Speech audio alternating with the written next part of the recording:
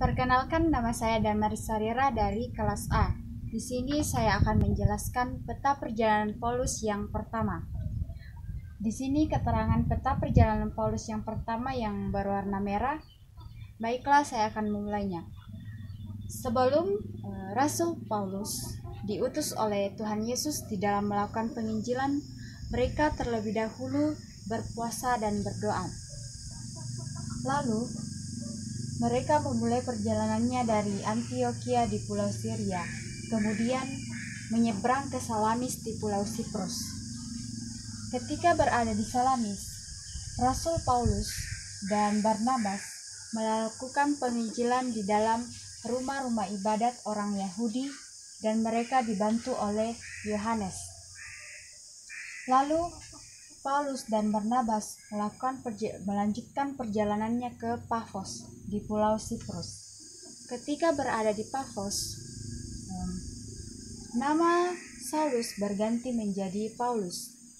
Pada waktu itu, ia bertemu dengan seorang penyihir yang bernama Elimas, di mana Elimas ini merupakan salah seorang yang tidak percaya akan Tuhan Yesus. Tetapi dengan penuh roh, Paulus menatap dia dan seketika itu penyihir tersebut menjadi buta. Lalu Rasul Paulus melanjutkan perjalanannya ke Perge di Pulau Pamfilia. Ketika berada di Perge, pada saat melakukan penginjilan, Paulus berusaha menasihati orang-orang di sana supaya mereka tetap percaya di dalam iman. Dan mereka juga di sana melakukan penginjilan, tetapi Yohanes meninggalkan mereka. Lalu Paulus melanjutkan perjalanannya ke Antiokhia di Pisida. Ketika berada di Antiokhia di Pisida, mereka berusaha untuk meyakinkan orang-orang Yahudi yang ada di sana supaya mereka tetap percaya di dalam iman, tetapi banyak orang-orang di sana yang tidak percaya akan firman yang diberitakan oleh Rasul Paulus ini. Lalu Rasul Paulus melanjutkan perjalanannya ke Ikonium. Ketika berada di Ikonium, orang-orang Yahudi pada saat itu terbelah menjadi dua. Ada yang percaya kepada Rasul Paulus dan ada pula yang percaya kepada jemaat-jemaat Yahudi atau orang-orang Yahudi pada saat itu. Kemudian setelah dari Ikonium, kemudian Rasul Paulus melanjutkan perjalanannya ke Listra. Ketika berada di Listra, Rasul Paulus menyatakan kuasanya kepada seorang lumpuh, di mana ia menyembuhkan orang yang lumpuh ini. Dan seketika itu juga banyak orang-orang yang takjub akan kuasa yang dilakukan oleh Rasul Paulus ini, yaitu di mana dia menyembuhkan orang yang lumpuh ini. Banyak orang-orang yang percaya akan apa yang dilakukan oleh Rasul Paulus pada saat itu. Setelah dari Listra, kemudian Rasul Paulus melanjutkan perjalanannya ke Derbe.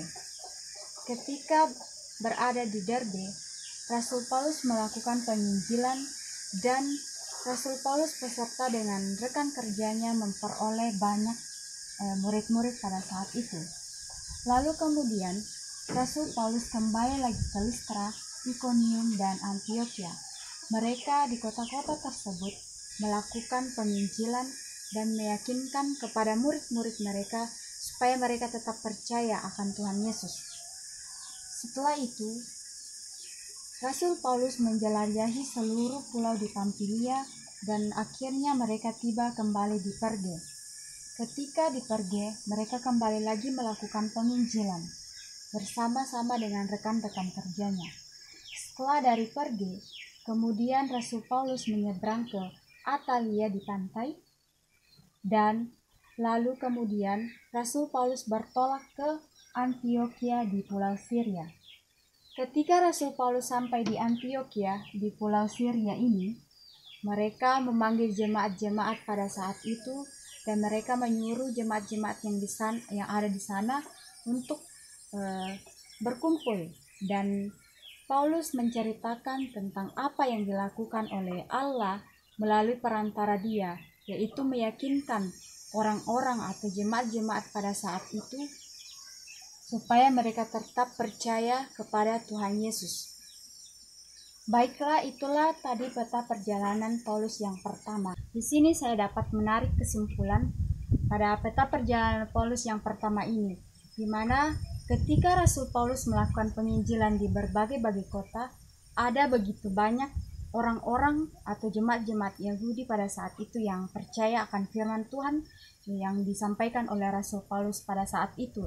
Dan ada pula orang-orang yang pada saat itu yang tidak percaya akan firman Allah yang diberitakan oleh Rasul Paulus bersama dengan rekan kerjanya itu. Itulah kesimpulan yang dapat saya sampaikan mengenai peta perjalanan Paulus yang pertama. Sekian dan terima kasih.